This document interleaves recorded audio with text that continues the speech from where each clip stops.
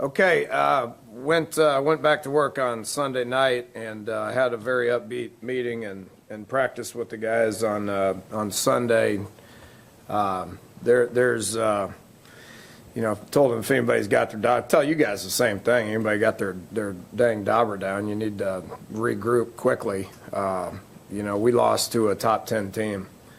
So that's just what happened. And fortunate to be able to play 2 more games. We've had a great year.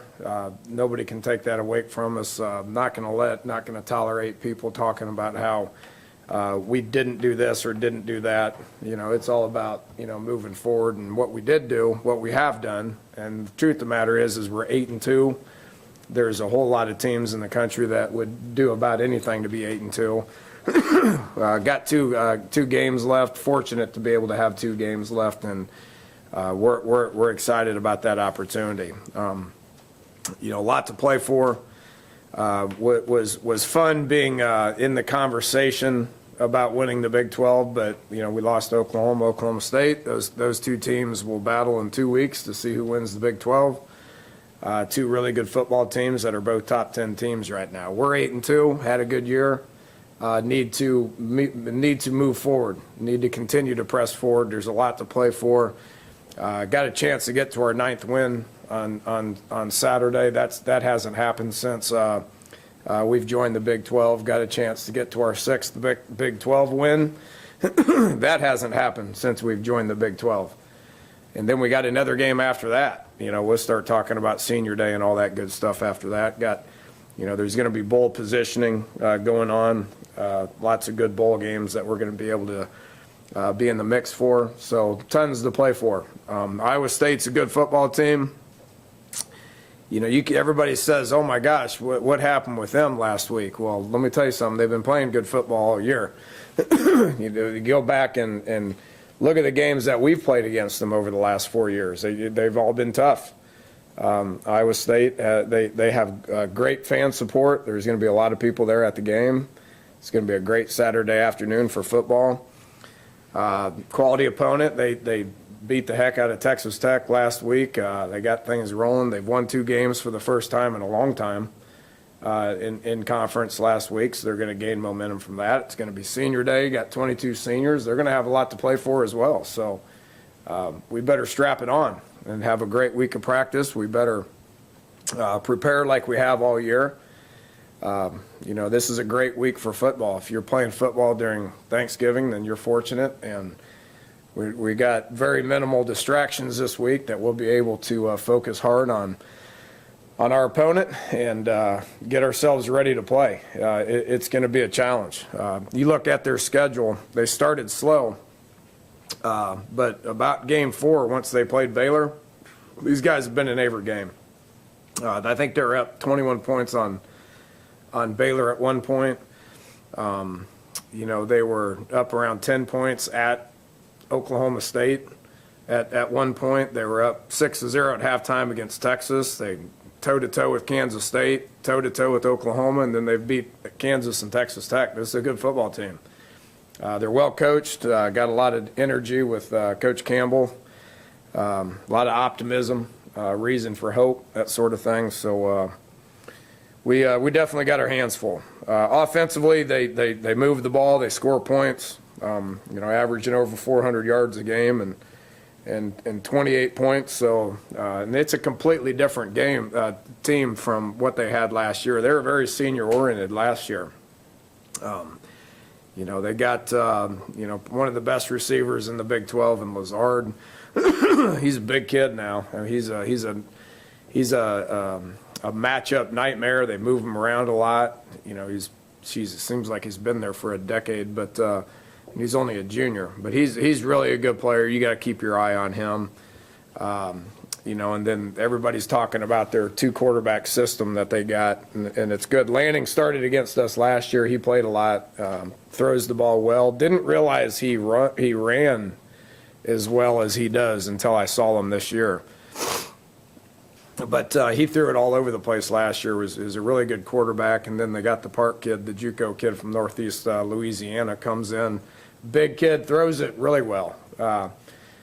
what you got to be on guard for is saying, okay, when Lanning's in there, they're just going to run it.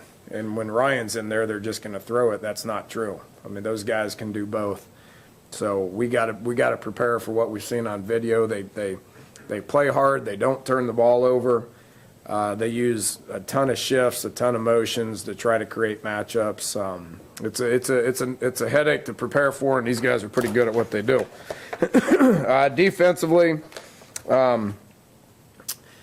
you know, they got their secondary is kind of what stands out to me more than anything. They've recently been playing a ton of man coverage, and they do a good job of it. You know, ever since Baylor rushed for a lot of yards, they started adding people in the box. And when you do that, you got to make a decision on what kind of coverage that you're going to play. So they're going to add people in the box. Their nose tackle is a great player, the Tucker kid.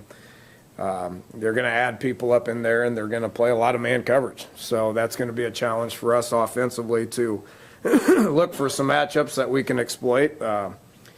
They blitz a lot.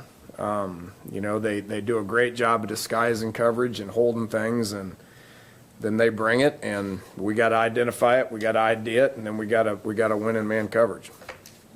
Special teams, a lot of scheme. You know, they do the same things. You know, lot of scheme on all three sides of the ball. Do a lot of that with their kickoff team, with their punt team. You know, and then you gotta pay attention to what they're doing in the return game as well. So, a team that tries really hard, regardless of what the situation is, regardless of what their record is, you know, really regardless of who's coaching them. It's a team that tries really, really, really hard, and it's going to be a challenge for us. And I know it's one that our kids are going to be looking forward to. So, questions? Dana, the margin of victory for them against Texas Tech, does that help maybe focus your kids a little bit above and beyond where they could have been? Yeah, probably. I think it probably grabs everybody's attention. You know, but even if that would have been the other way, and Tech would have won, and we would have said, well, Tech got things going on offense, they score a lot of points, blah blah blah. It wouldn't change our opinion of Iowa State. I mean, all you got to do is put on the video and look at them and say, wow, this is a bunch that really plays hard. So they're well coached. It means a lot to them, and they play hard. But to answer your question, yeah, that's going to get everybody's attention. So, you know, I don't know how we're going to defend a team that scored 66 points. I don't know how we're going to you know, call offense against a team that held them to 10 points. Just picking. I mean, we know what we're getting ourselves into. They're a good team. We're going to know what they're going to do, and we're going to get out there and get in a great frame of mind and go play ball. Being on a holiday weekend or week, is it tough to wrangle the student athletes in to not think about home and things like that? How do you keep them focused during a holiday week? No, college football players don't get vacations like that. If you're playing football around Thanksgiving, you should be fortunate to be able to do so. Thanksgiving's about it's about your football family. If you're playing during Thanksgiving and you're playing during Christmas, then you're in a good place. So, you know, there's less distractions because there's no school, there's no students, there's no time restraints, there's none of that. So it's easier to get our guys' attention. It's easier to prepare. You know, we'll celebrate Thanksgiving on Thursday with our football family, which typically involves a lot of the coaches and the coaches' families and all that stuff. We do that. We've done it the same way for the last 5 years.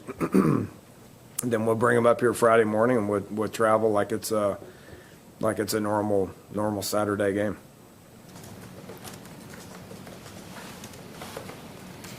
Dana, with no time constraints, obviously you don't expand it to 12 hours a day. How much do you expand? What does your schedule become? There's only so much you can do. I mean, this is the time of the year going into week 11 where the wear and tear of the season has set in. You know, so there's not a whole lot more you can do. It just makes it easier from a meeting perspective. You're not rushed. I mean, usually today, I mean, the guys come in, they have to come in on their own and lift, and then this afternoon, they get up here and they do some media stuff. They got to hurry up and dress and go into meetings, which last quick, and then we got to get outside and hurry up. There's just no hurry. So we'll bring them up in the morning and do a lot of meetings, and we get to feed them more. It's easier to feed them. Do more meetings, do more recovery downstairs in the weight room. And then let them rest up, and then they come back and we go practice for a couple hours. So it's an NFL schedule, you know. But just because the NFL is not limited by the amount of time, they're not going to take their guys out there and practice them 5 hours a day, especially in November, December. How much do you put on your seniors this week to get your guys ready? I don't think we're there yet. I mean, we'll talk a little bit about it. Hadn't had to do that yet. I mean, you know, and last year we had to do it game 7 or game 8, whatever that was. Haven't had to do it yet this year because, you know, we've been in a good place, and the importance of last week's game took care of itself. But we'll start talking about it a little bit. You know, this is the last time we travel. This is the last time the seniors get I did say this Sunday night. I'm like, you 22 seniors, if you're not, most of you guys won't be playing football next year. I mean, the realities of it is most of those guys will not be playing football next year.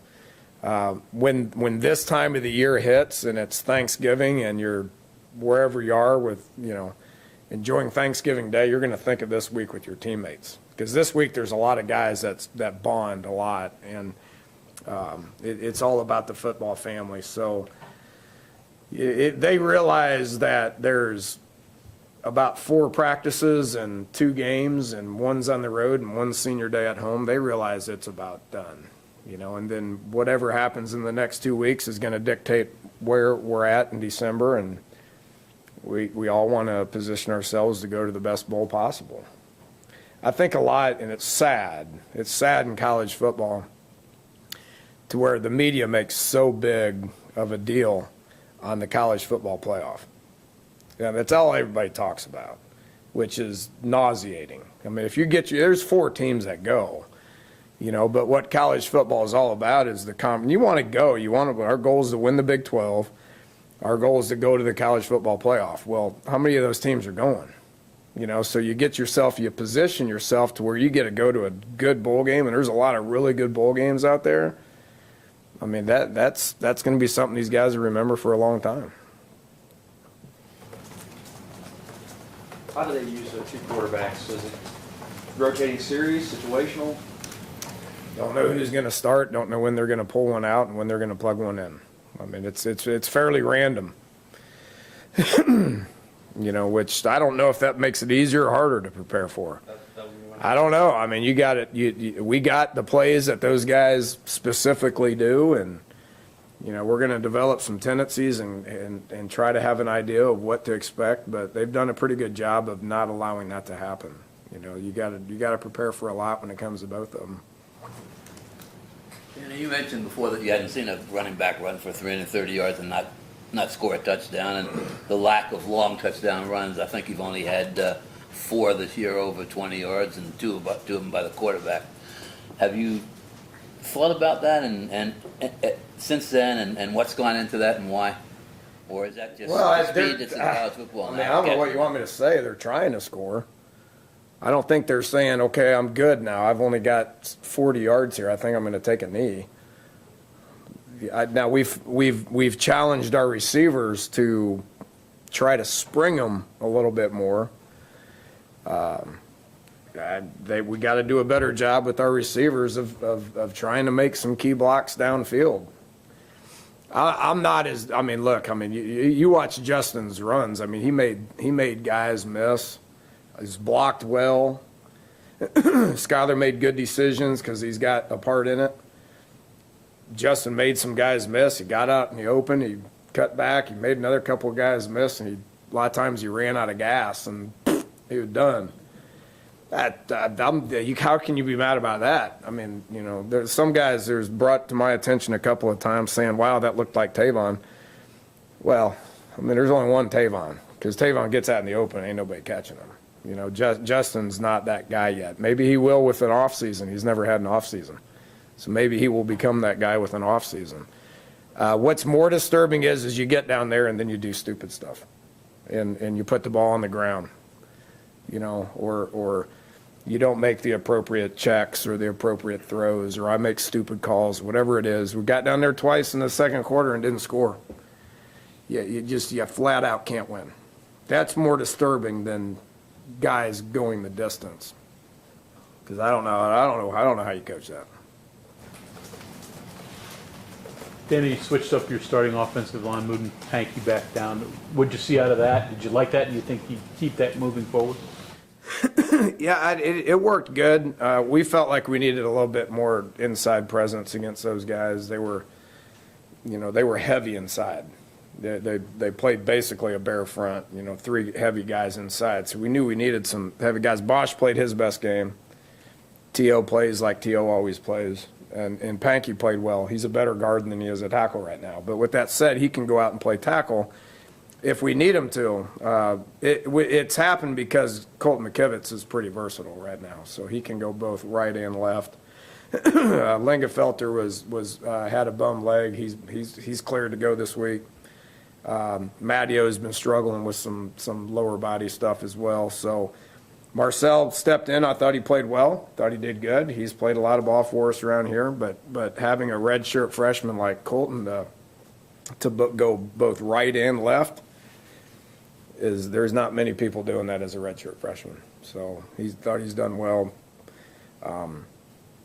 Iowa State has a pretty strong presence inside. Their nose guard is something now. I mean, he's I don't know what his measurables are, but that dude's in the backfield all the time. So we're going to need some heavy inside presence. So as long as the tackles are holding up, then we can do it. But having Lingenfelter started in this game 2 years ago against Iowa State. And Tony started a lot of games for us as well. So those guys need to play, which means Pankey, we're going to have to probably move him around some.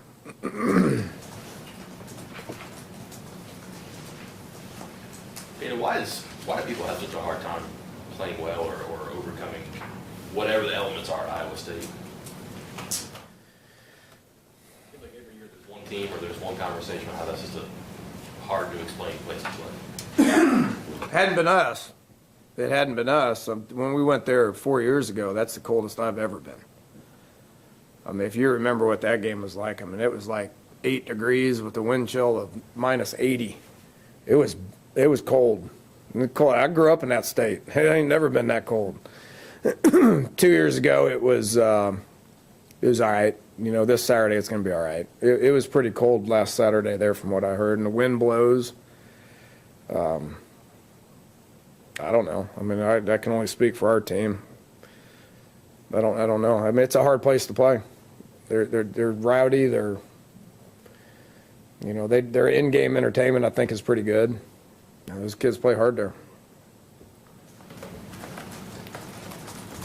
How do you keep Russell Shell engaged and just his attitude good when he's obviously bummed that he's not playing? Yeah, let's hope he's ready to go this week. I mean, 2 weeks in a row he's practiced minimal, and then we put him in 2 weeks ago. Probably shouldn't have, but we did because we didn't have anybody else to put in there.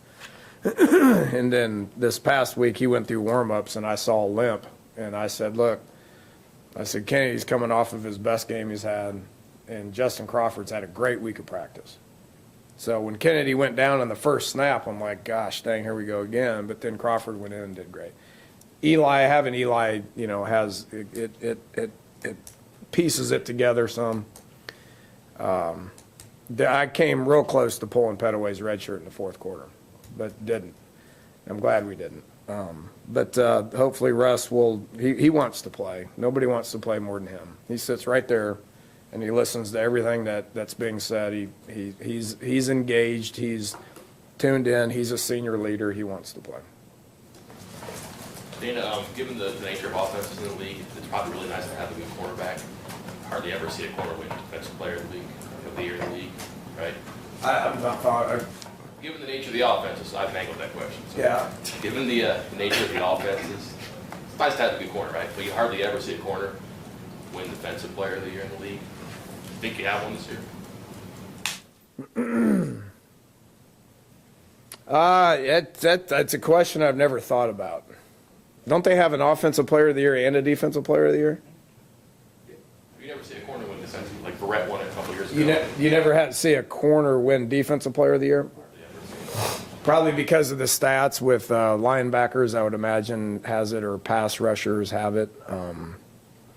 Rasul's playing really well. Made another great play here this past week. And being able to have the amount of passes defended and interceptions and making a difference on a defense that's considered one of the best ones in the league, I think he's in pretty good position. Okay, thanks, Coach. Thank you.